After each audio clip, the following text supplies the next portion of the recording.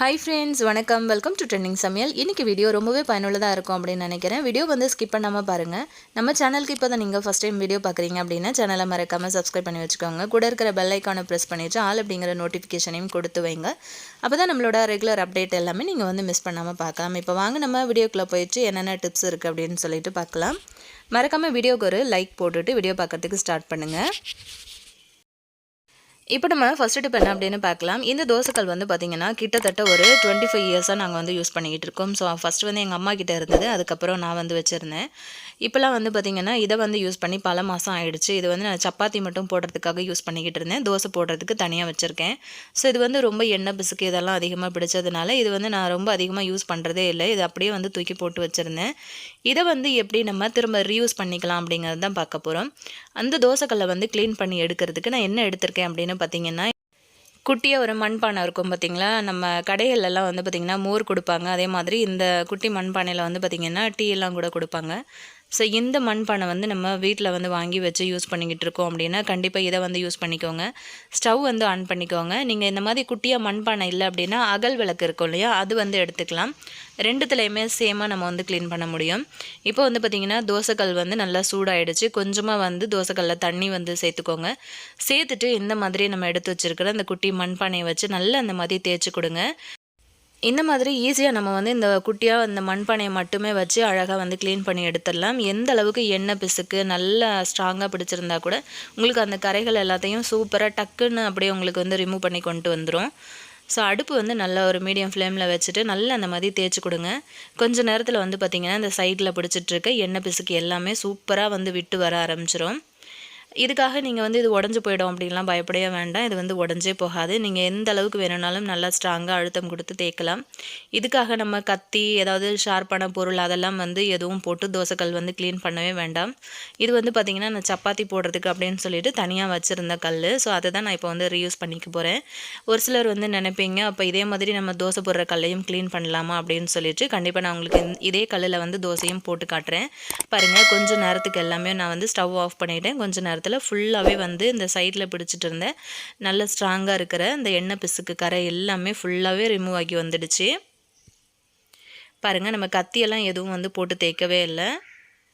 டக்குன்னு அவ்வளோவுமே வந்து ரிமூவ் ஆகி வந்துடுச்சு. இதை வந்து நல்லா நீங்கள் திரும்ப திரும்ப வச்சு தேய்ச்சி கொடுத்தீங்க அப்படின்னா ஈஸியாக உங்களுக்கு வந்து ஃபுல்லாகவே வந்து க்ளீன் ஆகிடும். திரும்பவும் வந்து லைட்டாக ஸ்டவ் ஆன் பண்ணிவிட்டு கொஞ்சமாக தண்ணி சேர்த்துட்டு திரும்பவும் வந்து இந்த மாதிரி தேய்ச்சி கொடுங்க. நடுவில் இருக்கிற கரைகள் எல்லாமே வந்து போயிடும். இப்போ நான் வந்து அடுப்பு ஆஃப் பண்ணிவிட்டு இதை வந்து தனியாக எடுத்துகிட்டு வந்துட்டேன். இப்போ வந்து நம்ம நல்லா ஸ்ட்ராங்காக ஒரு துணி வந்து, ஏன்னா கல் வந்து சூடாக இருக்கும் இல்லையா, ஒரு துணி வந்து நல்லா பிடிச்சிக்கிட்டு பேலன்ஸ் பண்ணுறதுக்காக இந்த மாதிரி நல்லா வச்சு தேய்ச்சி கொடுத்துருங்க. எந்த அளவுக்கு அழுந்தி தேய்க்கிறீங்களோ அந்த அளவுக்கு உங்களுக்கு வந்து அவங்களோட தோசைகள் நல்லா பளிச்சுன்னு க்ளீன் ஆகிடும். இதுக்காக நம்ம எந்த ஒரு லிக்விடு சோப்பு எதுவுமே வந்து யூஸ் பண்ண போகிறது கிடையாது. வெறும் இந்த குட்டியான ஒரு மண்பானை மட்டும்தான் வச்சு நம்ம க்ளீன் பண்ணுறோம். மண்பானை இல்லை அப்படின்னா நீங்கள் வந்து குட்டியாக இருக்கிற அகல் விளக்கு வந்து யூஸ் பண்ணிக்கலாம். அகல் விளக்கு வந்து பிடிச்சி தேய்க்க கொஞ்சம் கஷ்டமாக இருக்கும், டக்குன்னு நமக்கு சூடு கையில் படும். அப்படிங்கிறதுனால நான் இந்த மாதிரி பானை வந்து எடுத்திருக்கேன். பாருங்கள் எந்த அளவுக்கு அந்த கறி எல்லாமே வந்து விட்டு போயிருக்கு அப்படின்னு சொல்லிட்டு உங்களுக்கு பார்க்கும்போதே நல்லா தெரியும். வேறு எதுவுமே நம்ம வந்து யூஸ் பண்ணவே இல்லை. ஸோ பாருங்கள், நல்லா தேய்ச்சி கொடுக்கும்போது அந்த கறி எல்லாமே ஃபுல்லாக ரிமூவ் ஆகி வந்துட்டுருக்கு. பாருங்கள், நல்லா வந்துருச்சு. இப்போ நான் இதை உங்களுக்கு வாஷ் பண்ணிவிட்டு காட்டுறேன். பாருங்கள், வாஷ் பண்ணிவிட்டு எடுத்துகிட்டு வந்துட்டேன். உங்களுக்கு வந்து டைம் இருந்தது அப்படின்னா நீங்கள் இன்னும் கொஞ்சம் நேரம் கூட நல்லா வந்து கூட தேய்ச்சி கொடுக்கலாம். எனக்கு வந்து டைம் இல்லை அப்படிங்கிறதுனால இந்த அளவுக்கு மட்டும் நான் தேய்ச்சிருக்கேன். அது மட்டும் இல்லாமல் நான் இந்த கல்லில் வந்து வெறும் சப்பாத்தி மட்டும்தான் போட போகிறேன். ஸோ அதுக்காக எனக்கு வந்து க்ளீன் பண்ணது போதும். ஸோ உங்களுக்கு வேணும் அப்படின்னா நீங்கள் நல்லா வந்து க்ளீன் பண்ணி எடுத்துக்கலாம். இப்போ பாருங்கள், நான் ஸ்டவ் ஆன் பண்ணிவிட்டு லைட்டாக வந்து நல்லெண்ணெய் சேர்த்துட்டு வெங்காயம் வந்து இந்த மாதிரி தேய்ச்சி கொடுக்குறேன். கல் வந்து லைட்டாக சூடாக ஆரம்பிச்சிருக்கு. இப்போ வந்து நம்ம ஒரு ஆம்லெட் மட்டும் இதில் போட்டுக்கலாம். வேறு எதுவும் வந்து செய்ய தேவையில்லை. ஏன்னா நான் இதில் வந்து நீங்கள் சப்போஸ் வந்து தோசை கல்லில் நீங்கள் ட்ரை பண்ணுற மாதிரி இருந்தால் தோசை வருமா அப்படின்னு டவுட் இருக்கும் இல்லையா. ஸோ அதுக்காக நான் வந்து ஃபஸ்ட்டு ஆம்லெட் வந்து போட்டு காட்டுறேன். லைட்டாக வந்து உப்பும் மிளகுத்தூளும் வந்து மேலே தூவினதுக்கப்புறமா ரொம்ப சூப்பராக நமக்கு இது வந்து எடுக்க வந்துடும். ரொம்ப கஷ்டம்லாம் கிடையாது. ஸ்டவ் வந்து எப்போவுமே நல்லா ஹை ஃப்ளேம்லலாம் வைக்காதீங்க, மீடியம் ஃப்ளேம்லேயே வந்து வைங்க. கல் வந்து ரொம்ப சூடாகக்கூடாது.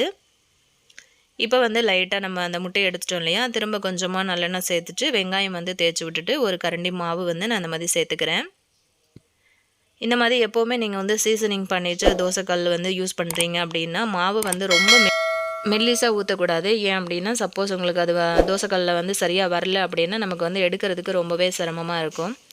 ஸோ எப்போவுமே இந்த மாதிரி கொஞ்சம் மொத்தமாக இருக்கிற மாதிரி ஊற்றிக்கோங்க. அவ்வளோதான். பாருங்கள் எவ்வளோ சூப்பராக நமக்கு எடுக்க வந்துருச்சு. புது ஐடியா அப்படின்னு நினைக்கிறேன். ட்ரை பண்ணி பாருங்கள். இப்போ நம்ம அடுத்த டிப் என்ன அப்படின்னு பார்க்கலாம். இந்த மாதிரி பாக்ஸில் நம்ம வந்து மளிகை சாமான் ஏதாவது பொருட்கள் வந்து போட்டு வச்சுருப்போம் இல்லையா, இதில் வந்து நம்ம ஸ்பூன் வச்சு நம்ம எடுக்கிறோம் அப்படின்னா, சப்போஸ் நம்மக்கிட்ட வந்து இந்த பாக்ஸ் அளவுக்கே வந்து சின்ன சைஸில் ஸ்பூன் இல்லை அப்படின்னா, இந்த மாதிரி பெரிய சைஸ் ஸ்பூன் வந்து நம்ம அப்பப்போ எடுத்து யூஸ் பண்ண வேண்டியதாக இருக்கும். ஸோ அது கூட வந்து செட்டாக நம்ம வைக்கலாம் அப்படின்னு பார்த்திங்கன்னா, நமக்கு வந்து வைக்கிறதுக்கு முடியாது. ஏன்னா ஸ்பூனோட லென்த்து வந்து நல்ல ஹைட்டாக இருக்கிறதுனால நமக்கு வந்து கஷ்டமாக இருக்கும். அதுக்காக இந்த மாதிரி ஒரு பேண்ட் எடுத்திருக்கேன் நான் வீட்டில் இருந்து. உங்ககிட்ட வந்து ரப்பர் பேண்ட் இருந்ததுன்னா கூட நீங்கள் தாராளமாக போட்டுக்கலாம். எடுத்துகிட்டு இந்த மாதிரி அந்த ஸ்பூனை வந்து இதுக்குள்ளே இப்படி வந்து விட்டு வச்சிட்டிங்க அப்படின்னா அந்த ஸ்பூன் வந்து மிஸ் ஆகாது, அதுலேயே இருக்கும். நம்ம எடுத்து யூஸ் பண்ணுறதுக்கு ரொம்பவே ஈஸியாகவும் இருக்கும். ஏன்னா நமக்கு வந்து அந்த பாட்டிலுக்குள்ளே அந்த டப்பாக்குள்ளே வந்து ஸ்பூன் வந்து போட்டு வைக்க முடியல அப்படின்னா நீங்கள் தாராளமாக இந்த மாதிரி வந்து பண்ணி வைக்கலாம். பார்க்கையும் அழகாக இருக்கும். ஏதாவது ரப்பர் பேண்ட் இருந்துச்சு அப்படின்னா நீங்கள் அந்த மாதிரி யூஸ் பண்ணிக்கலாம். என்கிட்ட ரப்பர் பேண்ட் இல்லை, ஸோ நான் இந்த மாதிரி பேண்டு வந்து யூஸ் பண்ணியிருக்கேன். ட்ரை பண்ணி பாருங்கள். இப்போ நம்ம அடுத்த டிப் என்ன அப்படின்னு பார்க்கலாம். நம்ம வந்து யூஸ் பண்ணிக்கிட்டு இருக்க அரிசியில் வந்து இந்த மாதிரி வண்டு வந்துருச்சு, ரொம்ப அதிகமான வண்டு வந்து பிடிச்சிருச்சு அப்படின்னா நம்ம எப்படி க்ளீன் பண்ணுறதுன்னு பார்க்கலாம்.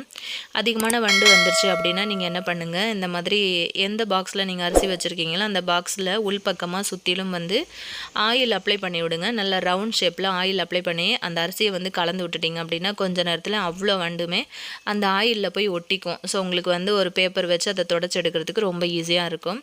அப்படி இல்லைன்னா நீங்கள் வந்து தாராளமாக புடச்சி எடுத்துக்கலாம். இந்த அரிசியை வந்து வெயிலில் வச்சோம் அப்படின்னாலும் நமக்கு அந்த வண்டு எல்லாமே செத்து போயிடும். அதுக்கப்புறம் நம்ம வந்து நார்மலாக புடச்சி எடுத்துக்கலாம் அரிசியை. அப்படி நீங்கள் வந்து வெயிலில் வைக்கிற அரிசி வந்து நீங்கள் சாதம், அதாவது சாப்பாடு வடிக்கிறதுக்கு யூஸ் பண்ணுற அரிசி வைக்கக்கூடாது. ஏன்னா சாதம் வந்து உடஞ்சி குழஞ்சி போயிடும். நீங்கள் வந்து டிஃபனுக்காக யூஸ் பண்ணுறீங்க அரிசி அப்படின்னா அந்த அரிசி மட்டும் நீங்கள் வேணும்னா வெயிலில் வந்து வச்சுக்கலாம். நான் வந்து எனக்கு வெயிலில் வைக்கிறதுக்கு வசதி இல்லை, ஸோ நான் வந்து இந்த மாதிரி புடச்சி எடுத்துக்கிறோம். பாருங்கள், நல்லா அந்த மாதிரி புடச்சதுக்கப்புறமா ஃபுல்லாகவே வண்டு எல்லாமே ரிமூவ் ஆகிடுச்சு. அதுலேயும் வந்து பார்த்திங்கன்னா இந்த பிரியாணி அரிசி, பச்சரிசி இதிலெல்லாம் வந்து இனிப்பு தன்மை ரொம்ப அதிகமாக இருக்கும். ஸோ நமக்கு வந்து ஈஸியாக அதில் வந்து வண்டு, பூச்சி, புழு எல்லாம் வர்றதுக்கு ரொம்ப குயிக்காக வந்துடும். ஸோ அந்த மாதிரி ஆகாமல் இருக்கிறதுக்காக நம்ம இந்த மாதிரி புடச்சி எடுத்ததுக்கப்புறமா இதில் வந்து நம்ம ஒரு ஐடியா யூஸ் பண்ண போகிறோம். இந்த மாதிரி பண்ணிவிட்டு நான் அதே அரிசியை இன்னும் நான் வச்சு யூஸ் பண்ணிக்கிட்டு இருக்கேன். கிட்டத்தட்ட ஒரு 1.5 மாதமாக இருக்குது. ஸோ டிஃபனுக்கு போடுறதுனால ஒரு டம்ளர் தான். இது வந்து பச்சரிசி அப்படிங்கிறதுனால சின்ன டம்ளரில் நான் 1 டம்ளர் தான் போடுவேன். அதனால் என்கிட்ட இன்னும் இது வந்து முடியாமையே இருக்குது. பார்த்திங்கன்னா இதில் வந்து 1 ஸ்பூன் அளவுக்கு மிளகாத்தூள் மட்டும் போட்டுக்கோங்க. உங்களுக்கு வந்து நிஜமாக ரொம்ப சூப்பரான ரிசல்ட் கொடுக்கும். ஒரு வண்டு, பூச்சி, புழு கூட வரவே வராது. அந்த காரத்தன்மை இருக்கிறதுனால நம்ம மிளகாத்தூளை டைரெக்டாக சேர்க்கறதுனால அரிசியில் வந்து உங்களுக்கு எதுவுமே வராது. நீங்கள் வந்து டிஃபனுக்காக நம்ம போடுறோம் அப்படின்னா அது வந்து வாஷ் பண்ணும்போது அந்த காரம் எல்லாமே போயிடும். இதுவே நீங்கள் வந்து சாப்பாட்டு அரிசியில் போட்டு வைக்கிறீங்க அப்படின்னாலும் நம்ம வந்து கழுவிட்டு யூஸ் பண்ணும்போது அந்த காரம் எல்லாம் போயிடும். ஆனால் அரிசியில் வந்து எந்த பூச்சி புழுவும் வராது. ட்ரை பண்ணி பாருங்கள். நம்ம இப்போ அடுத்த டிப் என்ன அப்படின்னு பார்க்கலாம். இந்த மாதிரி சவ் வந்து யூஸ் பண்ணி ரொம்ப சூப்பரான ஒரு கூட்டு ரெசிபி எப்படி பண்ணுறதுன்னு பார்க்கலாம். இந்த மாதிரி ஒரு மெத்தடில் செஞ்சு கொடுத்தீங்க அப்படின்னா உங்களுக்கு வந்து சவ் பிடிக்காதவங்க கூட ரொம்ப விரும்பி சாப்பிடுவாங்க. ரொம்ப டேஸ்ட்டாக இருக்கும். இந்த ஒரே ஒரு கூட்டு மட்டும் செஞ்சால் மட்டுமே போதும். நமக்கு வேறு எந்த ஒரு சைட் டிஷ்ஷு, குழம்பு, பொரியல் எதுவுமே வந்து தேவையப்படாது. நல்ல பிஞ்சாக இருக்கிற மாதிரி சவ் வந்து பார்த்து வாங்கிக்கோங்க. அதோட தோல் எல்லாத்தையும் ரிமூவ் பண்ணிவிட்டு இந்த மாதிரி குட்டி குட்டியாக வந்து கட் பண்ணி எடுத்துக்கோங்க. நல்லா நீல வாக்கில் அந்த மாதிரி கட் பண்ணிவிட்டு நல்லா கிராஸில் வந்து சின்னதாக நம்ம வந்து கட் பண்ணி எடுத்தோன்னா ஈஸியாக கட் பண்ண வந்துடும். ஒரு 50 கிராம் அளவுக்கு துவரம் பருப்பு ஊற வச்சு எடுத்து வச்சுருக்கேன். இதை வந்து இப்போ கொஞ்சோண்டு உப்பு, மஞ்சத்தூளும் கொஞ்சோண்டு தண்ணி கலந்துட்டு நான் வந்து குக்கரில் வந்து வச்சு ஒரு 2 விசில் வச்சு எடுக்க போகிறேன்.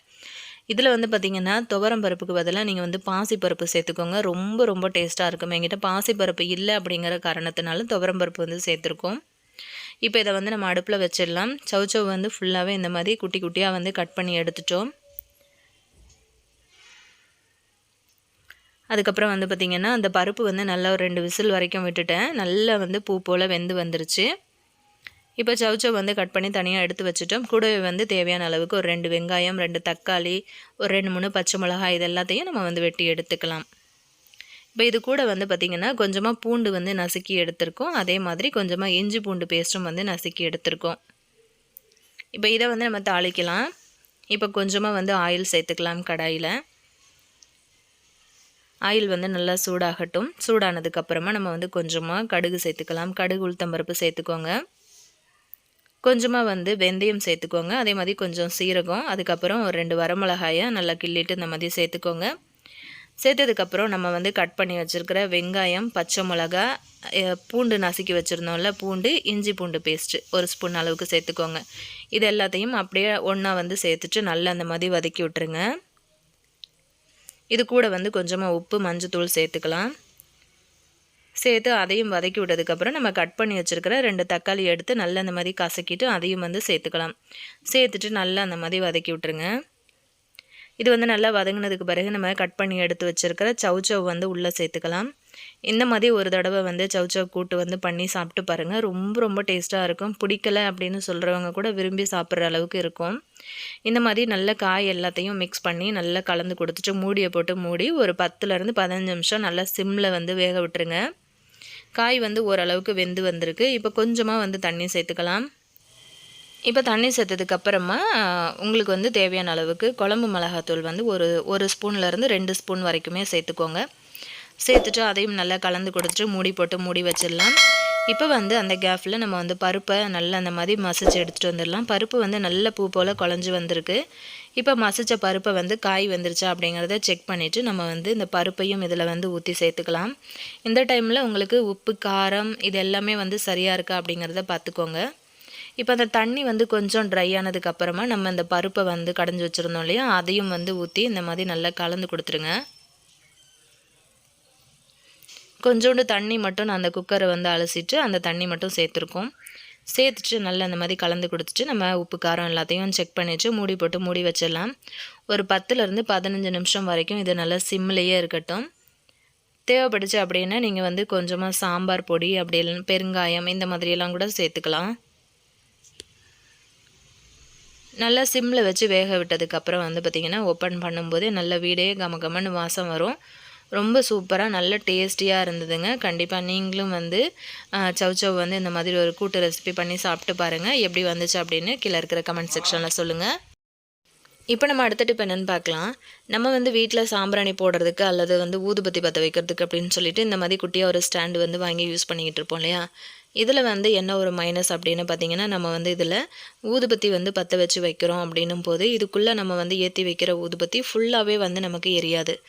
ஸோ பார்த்தீங்கன்னா 3/4 வரைக்கும் எரிஞ்சிட்டு 1/4 அளவுக்கு உள்ளே அப்படியே நின்று அது வந்து அணைஞ்சு போயிடும். திரும்ப நம்ம வந்து அதை ரீயூஸ் பண்ணுற மாதிரி இருக்கும். இந்த ஸ்டாண்டில் வந்து பார்த்திங்கன்னா நான் வந்து சாம்பிராணி, கம்ப்யூட்டர் சாம்பிராணிலாம் வருது இல்லையா, அது வந்து ஏற்றி வைப்பேன். அப்படி இல்லைன்னா அந்த ஊதுபத்தி இது 2 தான் இதில் வந்து வைப்பேன். ஸோ இதை வந்து எப்படி நம்ம ஈஸியாக வேறு ஒரு பொருளை வச்சு யூஸ் பண்ணிக்கலாம் அப்படிங்கிறத பார்க்கலாம். நம்ம வீடுகளில் வந்து பார்த்திங்கன்னா துணி துவைக்கிறதுக்காக நம்ம வந்து ரின் லிக்விடு, சர்ஃப் எக்ஸல் லிக்விடு இதெல்லாம் வந்து வாங்குவோம் இல்லையா. அப்படி வாங்கும்போது நமக்கு வந்து அந்த பாட்டில் உள்ள வந்து மேலே மூடி வந்து இந்த மாதிரி வரும். நம்ம ஒரு முறையும் அந்த மாதிரி பாட்டில் வந்து வாங்கும்போது இந்த மாதிரி மூடிகள் வந்து நிறைய நம்மக்கிட்ட சேர்ந்துடும். அந்த மாதிரி மூடி இருந்துச்சு அப்படின்னா எடுத்துக்கோங்க. இந்த மாதிரி மூடி இல்லைன்னா சின்னதாக ஒரு டம்ளர் இருந்ததுன்னா கூட தாராளமாக வந்து யூஸ் பண்ணிக்கலாம். இந்த மூடியில் வந்து நம்ம என்ன பண்ண போகிறோம் அப்படின்னு பார்த்தீங்கன்னா, இதில் வந்து கொஞ்சமாக மண் போட்டுக்கலாம். உங்களுக்கு வந்து மண் இல்லை, உங்களுக்கு கிடைக்கல அப்படின்னா அரிசி ஏதாவது வந்து கொஞ்சமாக வந்து சேர்த்துக்கலாம். அரிசி இல்லை உப்பு அந்த மாதிரி கூட சேர்த்துக்கலாம். இந்த மாதிரி அந்த குட்டி கப்பில் மண் போட்டதுக்கப்புறம் நம்ம வந்து ஊதுபத்தியை தாராளமாக இதில் வந்து பற்ற வச்சுக்கலாம். இப்படி வந்து பற்ற வைக்கும்போது அந்த ஊதுபத்தி வந்து ஃபுல்லாகவே எரிஞ்சு நமக்கு அணைஞ்சு போகும். அது மட்டும் இல்லாமல் அந்த குட்டி கப்பும் நம்ம வந்து யூஸ் பண்ண மாதிரி இருக்கும். ஸோ கண்டிப்பாக இந்த டிப்பு உங்களுக்கு ரொம்பவே பிடிச்சிருக்கும் அப்படின்னு நினைக்கிறேன். அவ்வளோதான், இந்த மாதிரி செஞ்சுட்டு நம்ம வந்து அதை மண்ணில் குத்தி வச்சிடலாம். இன்றைக்கி நம்ம ஷேர் பண்ணினா எல்லா டிப்ஸும் உங்களுக்கு ரொம்பவே பிடிச்சிருக்கும் அப்படின்னு நினைக்கிறேன். பிடிச்சிருந்தது அப்படின்னா மறக்காம உங்கள் ஃப்ரெண்ட்ஸ் அண்ட் ஃபேமிலி மெம்பர்ஸோடையும் ஷேர் பண்ணிக்கோங்க. இந்த வீடியோ பற்றின கருத்துக்கள் எதுனா இருந்ததுன்னா கீழே இருக்கிற கமெண்ட் செக்ஷன்லையும் சொல்லுங்கள். நெக்ஸ்ட்டு இதே மாதிரி ஒரு நல்ல பதிவில் நான் உங்களை திரும்ப மீட் பண்ணுறேன் ஃப்ரெண்ட்ஸ். தேங்க்யூ.